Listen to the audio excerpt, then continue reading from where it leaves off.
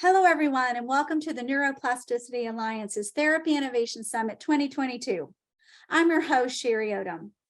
I'm really excited today to introduce you to Dr. Marla Golden.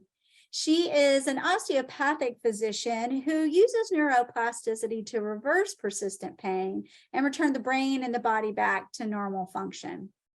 She's a co-founder of Neuroplastics, that's with an X at the end, which is an organization dedicated to promoting neuroplastic treatment for persistent pain. She has been recognized internationally for her work and was featured in Dr. Norman Doidge's book, The Brain's Way of Healing, which was a New York Times bestseller. She even treated Dr. Doidge on a personal level. Dr. Golden uses a holistic and comprehensive approach when treating persistent pain. She integrates her expertise in connective tissue and fascial body manipulation into the framework of neuroplastic transformation. The protocol that she developed, she did so in conjunction with Dr. Michael Moskowitz, an MD based in the San Francisco area. The two of them collaborated together and prepared a written guide called the Neuroplastic Transformation Workbook. It's ideal for both practitioners and for individuals who want to understand their philosophy, their protocols, and their treatment programs to be able to apply them to their patients or to themselves to gain that benefit. In addition to treating patients, Dr. Golden also holds a few positions at the Philadelphia College of Osteopathic Medicine, which is her alma mater. She is an assistant dean for clinical education for Georgia and South Georgia, and she is an assistant professor for emergency medicine. In addition to that, she holds positions at the board level for several pain-related national organizations and several at the state level for Florida as well. Dr. Golden, thank you for joining the summit. We're so glad you're here. Thank you so much, Sherry. I'm excited to be here, and I'm hopeful that anything I can tell patients or providers that are watching this will be helpful to them in their practice and their everyday management of their pain. Thank you. Well, I know that a lot of people are eager to hear from you today, and we've got a good mix of people attending that are both practitioners who are learning how to integrate neuroplastic therapies into their treatment programs, but we also have a lot of individuals attending who don't have a background in pain. And I thought it might be worth starting with a few definitions and just some explanations up front of some of the more technical items you're going to go into later on. So maybe a definition of acute versus persistent pain and any other topics you think worthwhile. Okay, sure. I think you could get a bunch of different answers to this question depending on who you talk to. And interestingly enough, acute and chronic pain initially was how things were defined, and it was time-based, where acute pain was pain that you had for 3 months, but you had the expectation that it would go away, and it often did, such as an injury from a fall, a broken bone, or a surgical procedure. And then anything that persisted past 3 months automatically became this chronic pain designation. And as we move through our understanding of pain as a disease process, these definitions kind of fell apart, but you'll still hear them. You'll still hear them in terms of how an order has to be put through by a physician to a pharmacy to get something approved. You'll still hear them in many clinical settings, for want of a better way to describe things. But it's very obvious that some patients can suffer an injury or an illness that renders them a person in persistent pain almost right off the bat. So depending on what happens, you could become a person with persistent pain regardless of the time frame. And so that persistent pain becomes more of an entity or a clinical situation where someone is experiencing pain regularly, whether it's terrible episodic pain that's very regular and very frequent, or it's constant all day, everyday pain.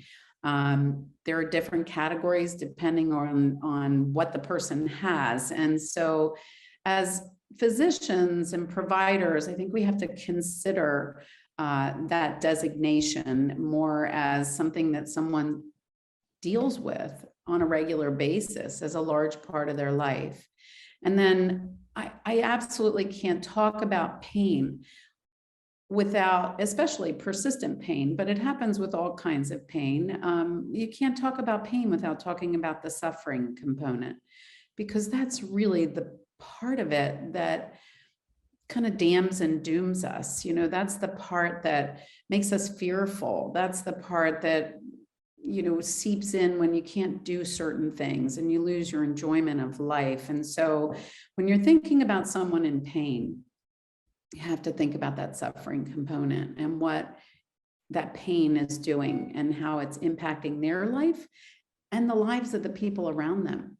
So I think that really weighs heavily when I think about someone in persistent pain, is that sort of suffering component. Well, you mentioned suffering, Dr. Golden, and I know that a lot of your patients are at the end of their rope when they come to see you. They've tried the pain injections, they've tried the pain blocks, they've, you know, gone down the medication path. But your process and protocol are extremely different from that. Could you explain to us what the difference is and the science behind it? Well, I'm not sure I can get all the science behind it into this discussion, but I will say that the science behind it is very intricate and detailed, and I wouldn't want patients to get bogged down in the science. It's fascinating, but and all of our program is based in the science or the underlying neuroscience of the pain process. Our basic premise, though, is to look at the big picture when it comes to pain and understanding that neuroplasticity, and I'll define that in a very easy way in a minute, is really at the basis of the persistent pain process and just about everything that happens in our lives. And so when you think about various physicians who do certain things or practitioners who have certain skill sets, they're only one spoke of the wheel. If you look at that neuroplasticity and that basic scientific process as the hub, and you look at all of those other treatments as spokes on the wheel, you understand that there's a much bigger or more comprehensive approach that you can take when you're looking at the treatment of the pain. Neuroplasticity itself as a word is used a lot now. I'm thankful for that, because when we first published our workbook, it was fairly new to the mix and people would think, oh, that's a big long word. It really describes the ability of every one of us. All of our brains and bodies have the same capability of changing in response to whatever signals or stimuli are given to it. And so if you constantly batter your brain with pain signals, actually not to any fault of yours, but something is happening in your body where pain has become the disease process, and those repetitive signals are just constantly hitting your brain will change in response to that, and it will recruit more and more neurons in the brain to basically handle those incoming signals and the number of those incoming signals. So at the basis of our program, we talk about utilizing soothing but stimulating repetitive stimulation of the senses, such that you can break up that pain circuitry and you can interrupt that pain signaling. So you might, I talked about the senses, you might use a beautiful scent, something that smells very good to you, that for that second or that moment, that takes your brain to that scent and the pleasurable signal that it's getting rather than that pain signal. And every time you can do that, the more you can break up that pain signaling, the more you can start to at least halt that process and gradually pull back from it and hopefully extinct some of that pain signaling into the brain. So it becomes a very big picture type of approach when you think, I can actually, as the patient, harness this and take part in my own pain care, because you're really, the patient is the person who can make the biggest difference in their pain.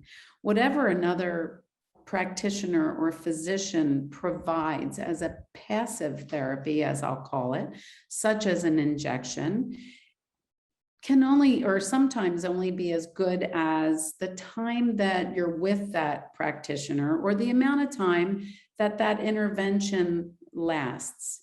And I think where we get into trouble is that we often, as physicians and providers, we use treatments that are based on ablating acute pain or rescuing someone from a very, significant pain episode, if you will, but they wear off and they don't necessarily last as long as the pain lasts. And so the pain recurs.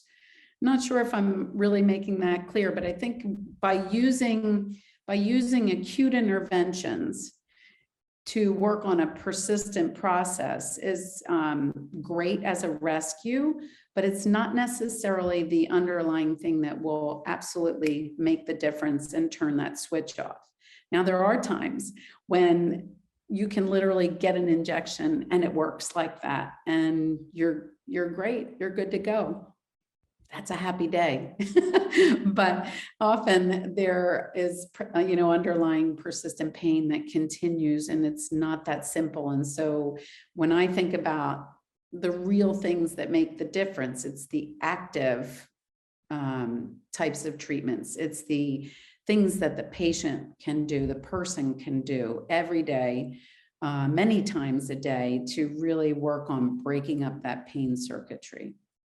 Kind of a long answer. I hope that helped. I'm not sure. No, I think it's great because it gives the full perspective of what you're using, and it really helps you understand why that, the spokes in the wheel that you were talking about, sometimes it's beneficial to use multiple of those to treat the pain. Right. And I guess basically what you're doing is trying to interrupt those signals of pain so they get weaker and weaker as the process goes. And you're using a variation of a lot of your senses to do that. You mentioned smell, but I know there's audio and visual that you use as well.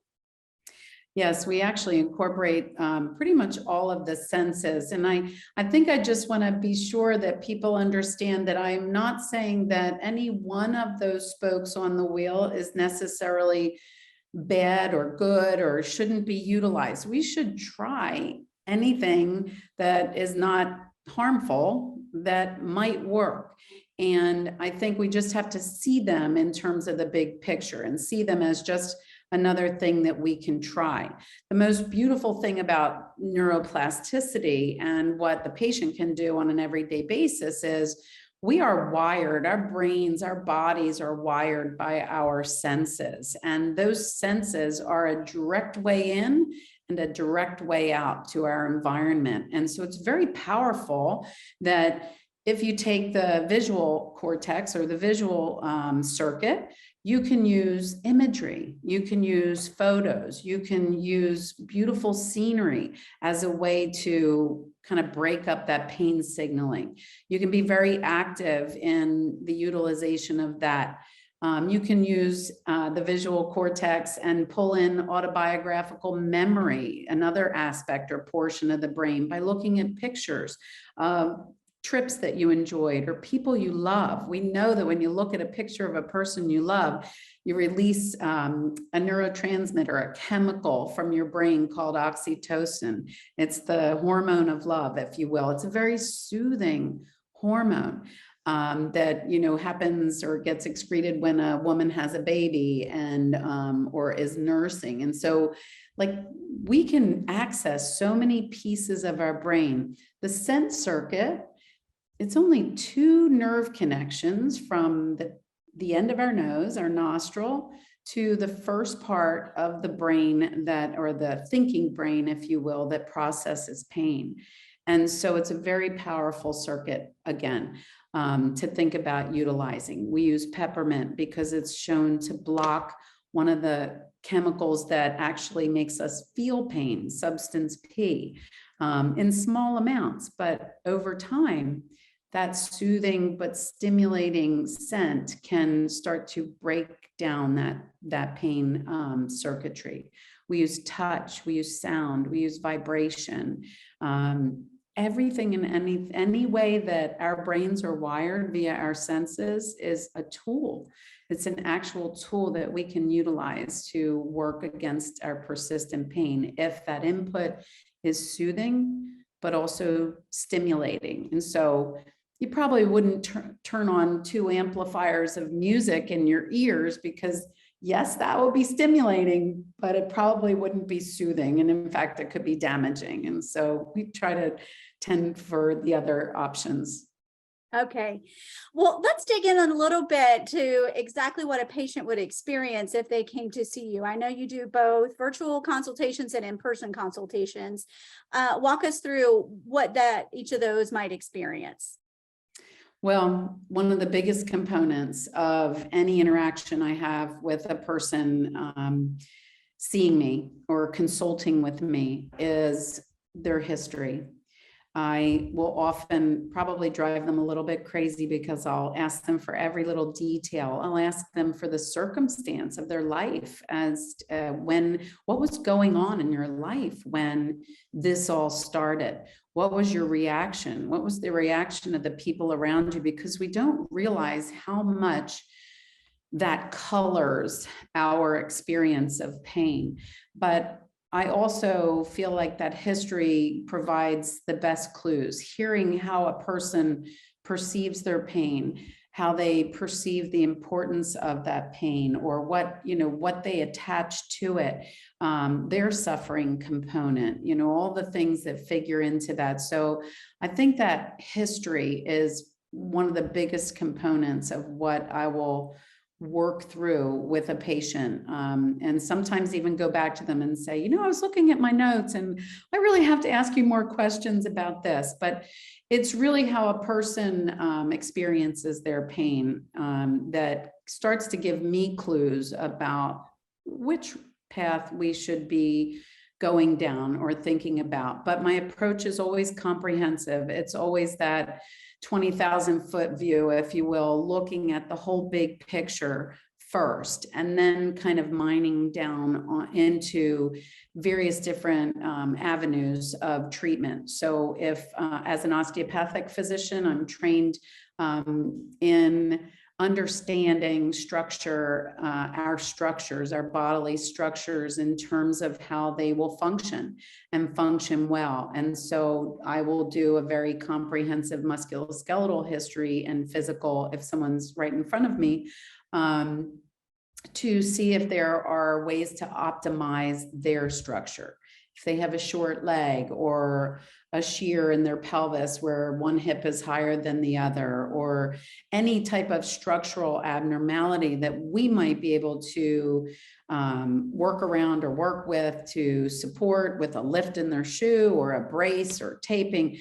I'm going to be looking at those kinds of things because sometimes it's simple. Sometimes it's a very simple structural abnormality that has led to this kind of constant type of pain signaling.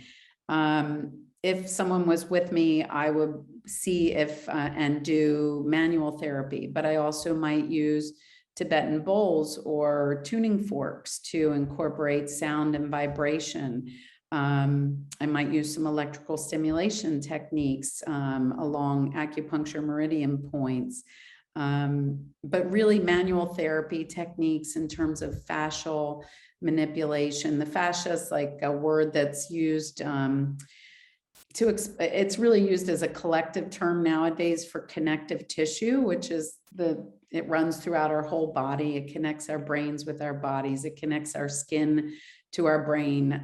It's an amazing system that's hidden in plain sight, as is our nervous system. And so I focus very heavily on osteopathic manipulation, craniosacral, fascial body manipulation. So I do virtual consultations, which are like an integrative consult where I look at that whole big picture. And if someone is remote to me, we'll recommend different types of treatments or practitioners and treatments. Or if they're seeing me, then I think I pretty well described that.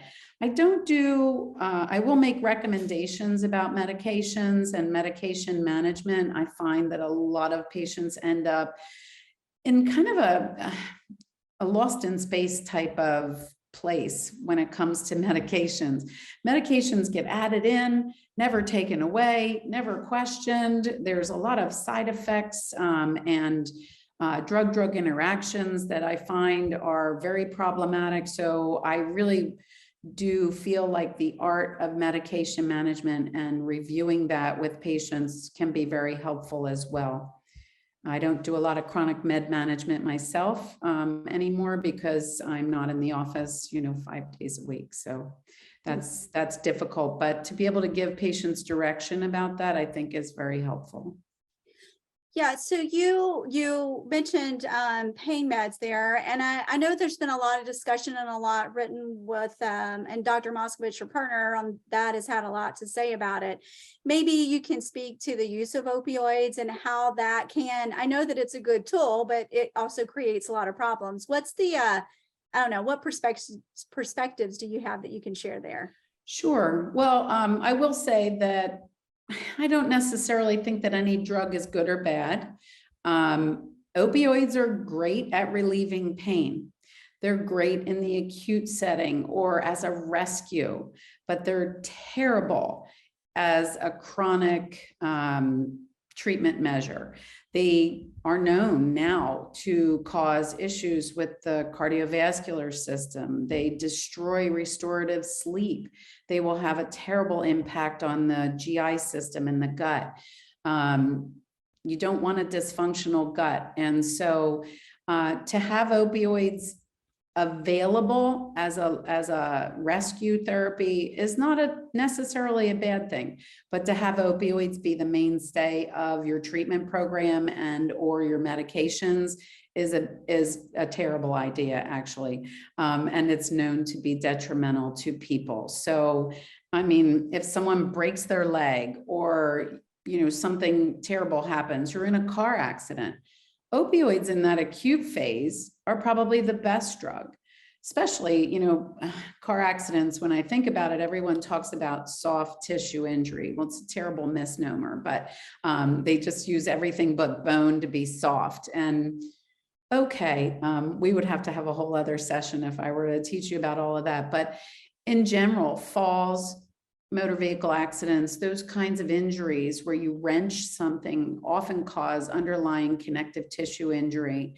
And the last thing you want to do is totally block the inflammatory response, because it's that signaling that tells your body to lay down and make new ligament to strengthen, to heal. And sometimes you need some anti-inflammatory because the injury is so overwhelming. But in that acute phase, a couple of days of opioids and maybe a muscle relaxer might be the best thing for you. But then you switch it over. Then you're switching it over to maybe just, some manual therapy, some moist heat, some other modalities where you don't have to continue that pain relief, that opioid pain relief medication. The high dose anti-inflammatories in that phase can be very detrimental to the healing response. And so that's one place where I question the medication management of a connective tissue injury. And it's sad because what happened during the opioid epidemic really demonized opioids. And it's really just, we have to think very clearly and critically about how we use any medication, but opioids definitely have that special place of consideration. So I think acute versus persistent is really the difference when it comes to opioids. That's sort of what I walked away with from that question. I do want to go back though and just talk a little bit about the treatment that you provide to your patients and just get maybe a little bit deeper, right? Dig into that just a little bit more. What is a time frame that you would work with a patient, and how long before they would start to see some results in your protocol? Well, the time it would take to see results is kind of difficult to answer, right? Everyone is different. I have some patients that I've seen for a long time who come to me for myofascial release techniques and some basic manipulation, and those visits may last 30 minutes. Whereas a new patient consultation, I usually put aside at least 90 minutes. Cranial sessions or fascial body work, that type of manual therapy, 60 to 90 minutes, just depending. And sometimes it's dependent on what the patient can tolerate, at a time. But I would say the least amount of time that I spend with a patient is 30 minutes, and I often spend up to 90 minutes with them, depending. Their response really is quite individual. So that one's a hard one to answer. Yeah, is there a range though? Something around, like 3 months? I know in Dr. Deutsch's book, they talked about, several patients that were able to see benefit within, even a couple of weeks of treatment. Sure, that can happen. I mean, if it's something very straightforward, patients can have relief after a session or two. But often if it's been persistent pain for a long time, or what we call neuropathic pain, that can often take longer. And I have seen patients for, a year, 2 years. Things often take time, and the nervous system in particular, like with nerve injury per se, and central pain syndrome, centralized pain syndrome, it's like a brush fire, if you will. And so it takes time to kind of dial that back. Okay. And then, are there any types of incidents or accidents or any types of situations where you do not think that this would be a good fit for? Well, I think you have to always be mindful of, the inciting event. So we developed the program for patients who really had ended up with persistent pain long after what you would think it would take for an injury to heal. Connective tissue injuries, which you should start working on very aggressively with manual therapy. It's not to say that you shouldn't do anything in the acute phase, but we developed the program for the people who sort of ended up in that persistent pain phase, as a matter of course, like it was overtaking their whole life, if you will. If there's something fixable, you break your leg, certainly you can use the neuroplasticity techniques, such as the sense circuit or touch, or any number of, the repetitive counterstimulation techniques to help you deal with the pain, and perhaps not use opioid or, other drugs as much, but you wouldn't want to negate all the other things that you should be doing to treat it as well. So it's a technique or a portion of treatment that you can add into any pain process.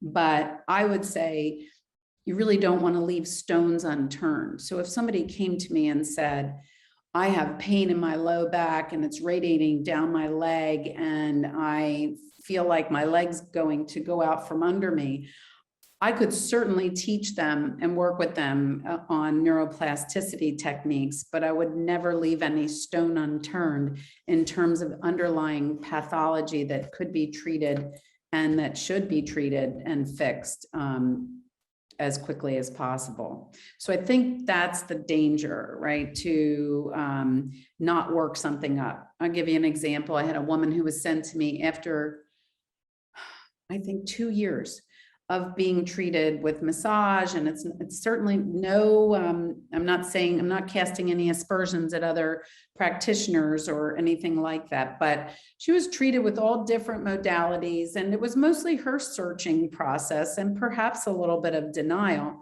And she had head pain and neck pain. And she came to me for manual therapy, which I was happy to do. And I was listening to her and taking her history and talking to her.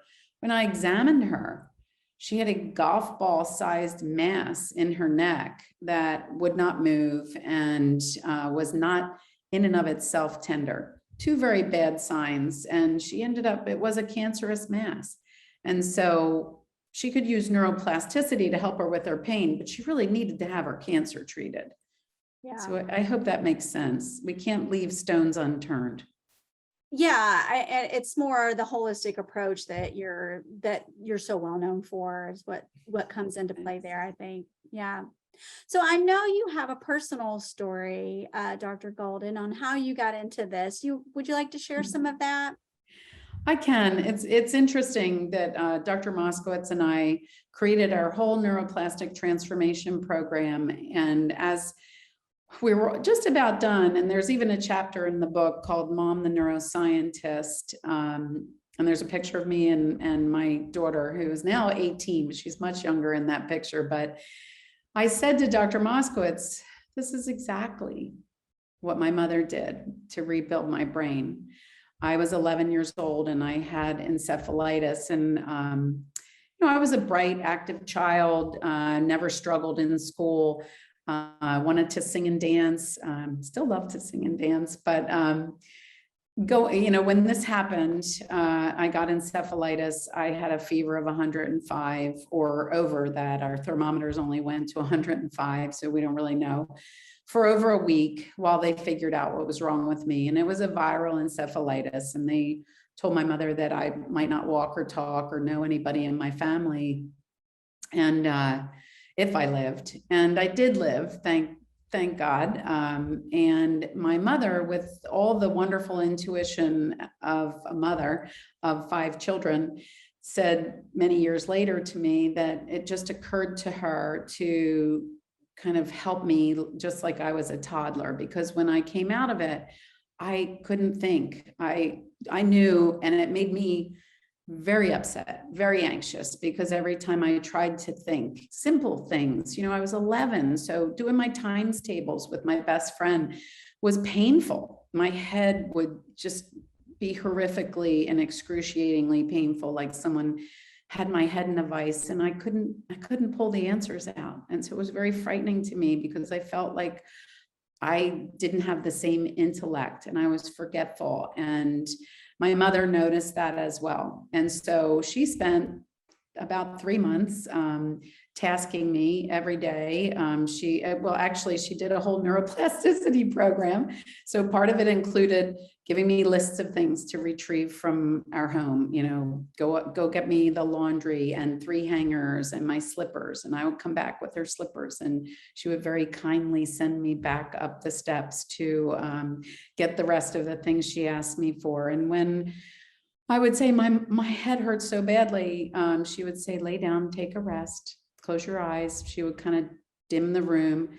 And then, she'd say, are you feeling any better? And she'd say, will you go outside and get me some mint leaves? And she was a migraine sufferer. So, and I often would see her crush mint and smell it when she had a migraine. And she'd say, smell this, and she'd put it under my nose. And she'd say, we're going to use this to make tomato salad or iced tea. Do you remember how I make that? And she would ask me to retrieve things. And this went on all summer, periods of rest, periods of stimulation. She used the scent circuit. She used basil when you were of Italian heritage, and she would make spaghetti sauce. And still to this day, the smell of basil, fresh basil, is very soothing to me.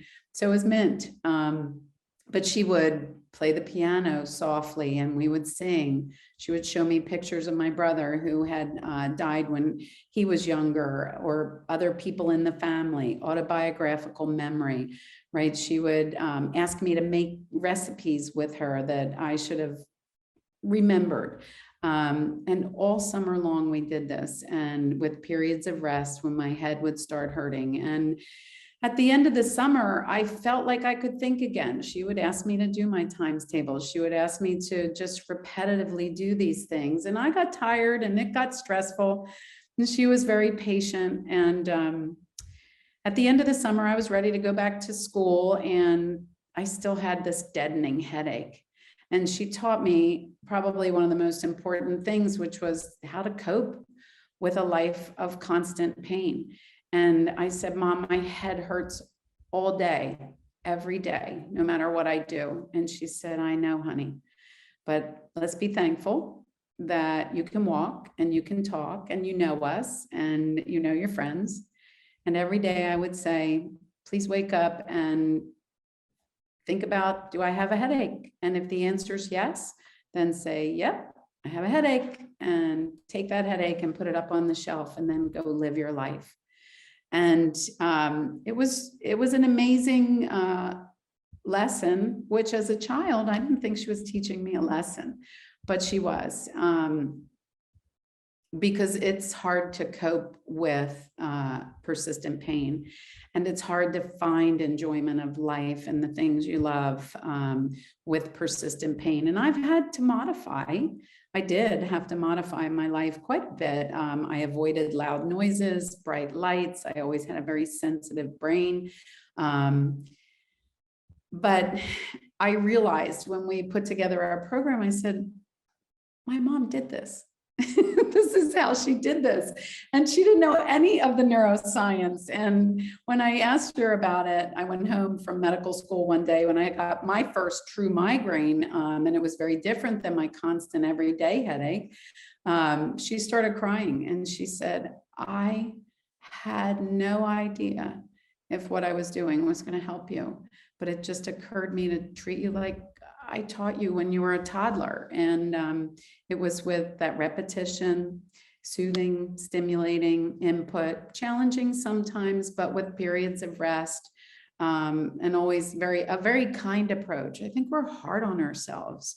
Patients, I've noticed my patients over the years, I say to them, do you realize how valiant you are? Do you realize how resourceful you are? Do you realize how difficult it is to do what you do? Acknowledge that. Give yourself a pat on the back. Let yourself take a break sometimes, but don't make your break your whole life, because enjoying life is really what everyone deserves. And, that's what our brains like to do. They like to pursue pleasure and avoid pain. And so anytime you're getting that good, soothing, stimulating, happy, fulfilling input, you're actually breaking up that pain circuit. You're saying no to that pain. You're not allowing it to essentially ruin your life, if at all possible. So I think we have to just be kind to, ourselves. Okay, that is helps. an inspiring story. Thank goodness for moms who are intuitive and really just working and hard to make sure their children have the best life possible. And if you look at the impact she's had now, not only did she help you, but she's helped the thousands of people really that you've helped in a way. Absolutely. Yeah. Absolutely. That brings me great joy. Yeah. That brings a tear to my eye. It's super sweet. So you've mentioned your workbook a couple of times where this is all captured, your treatment protocol. Now, is this workbook in the book, is it for other practitioners or is it for individuals? Can you kind of walk us through what your intent with that was and how it should be used? All of the above, actually. But it really was designed as something that patients could use to develop their own individualized plan for what works for them. Like I said, some people might not like the scent circuit. I think we were talking earlier about that. Some people might not like peppermint, which we use a lot, but they could find a scent that they like. And so it's designed as a tool for people to really explore their own pain, and to find and create an individualized plan of things that work. And I would say, we always tell people to try to get their own little toolbox, if you will. What kinds of things do work for you? I'm very centered on touch. So I made a little bag of different pieces of fabric, a nubby little shell, a smooth stone, because using my hands and that sense of touch really soothed me. but it might be different for someone else. One of the biggest things that's in the workbook, though, is a basic idea that our thoughts and beliefs surrounding our pain and what we think and believe about our pain are really very critical. I think it was Marcus Aurelius who said it's a man's estimation of his pain that really makes the difference. And what I mean by that is, what we assign or how we think of it will have everything to do with how we respond or how we approach our treatment plan and how we respond to it. If you sit there and say to yourself all day, every day, there's nothing I can do. This is hopeless. I can't get out of this pain. I've tried everything. I would say that maybe you have to start there. For every one of those, think about what you say to yourself, whether you say it out loud or you think it, and find a different thing to say. If you say, I don't know how I could, if I'll ever be pain-free, maybe you can say, maybe I could have a little less pain than I have. If you can't say to yourself, I can get rid of this, you can at least start to inch up on it and change that messaging, because what you think and believe, your brain is so powerful. It will make it so. It will make it so. So start with thoughts and beliefs, and that's not necessarily a sense, if you will, but it's incredibly powerful input and messaging to ourselves. But it is designed as a personal tool and something that people can really use and work with on their own. And don't get bogged down by the science. The actual work of this is very simple and it's very easy. It's just the repetitive nature of it, and understanding that you can take an opioid and get relief in 20 minutes, whereas it might take you 20 days to see something else, start to help. You can't put a time limit on it or a time frame on it. I will say that natural types of things and working with your body can often take longer for longer term results and relief. You can get a lot of immediate relief as you're working on things or doing things. I talk a lot about manual therapy.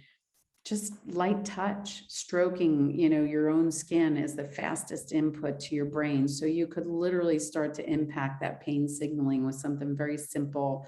And in that moment, start to experience some pain relief. But will your pain still be there? Probably, if it's been there for 20 years.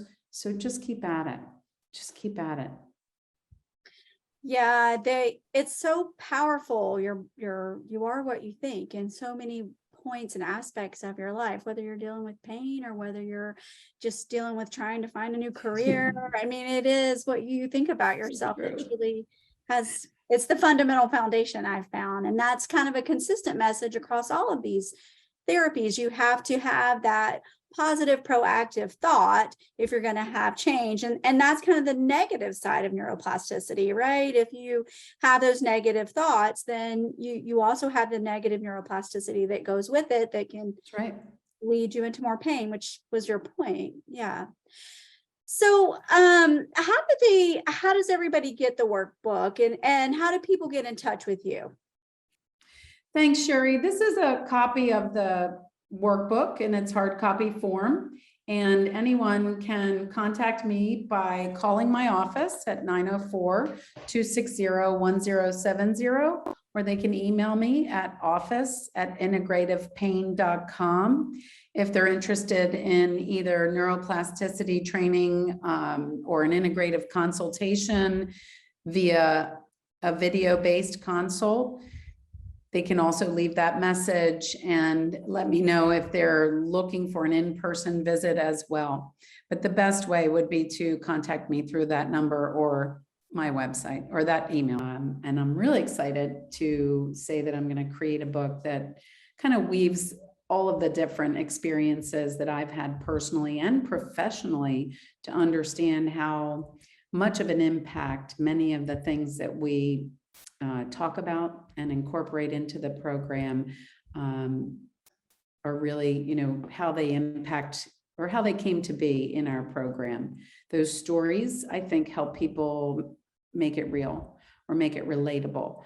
Sometimes when you just read the workbook, you might think, well, how would I do that? We have some real good examples in the workbook, but I'll also incorporate some of my own stories as well, patient stories and my own stories. So I'm looking forward to that. Haven't come up with a title for that one yet, so stay tuned. Well, that's exciting. We're looking forward to that. Yeah. Well, I think we're kind of nearing the end of our time here, Dr. Golden. Would you like to leave a final message for those people out there who are watching this? I would say don't give up hope. My friend is an Ayurvedic practitioner, and he says that one of their basic tenets is where there's breath, there's hope. So if you're still listening or watching, or, you know, you're still with us, then there's hope that you can really change how you're living and change your pain.